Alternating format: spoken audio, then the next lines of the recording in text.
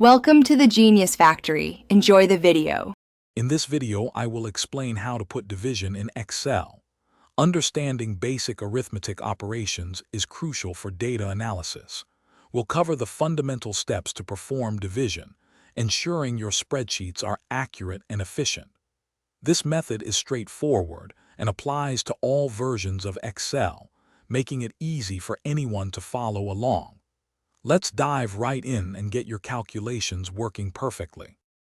Let's start with a simple example, dividing two specific numbers. First, choose any empty cell where you want your answer to appear. Then, type the equals sign, followed by your first number, the /, and your second number. For instance, you might type equals 100 divided by 20. Pressing Enter will immediately show you the result of your division.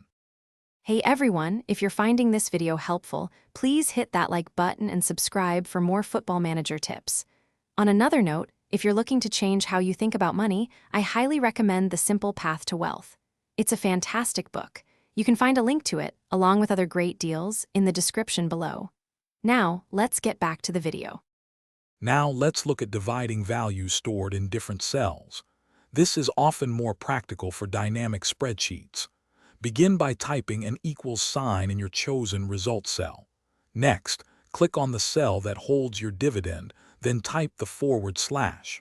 Finally, click on the cell containing your divisor. Hit Enter, and Excel will perform the division using those cell values.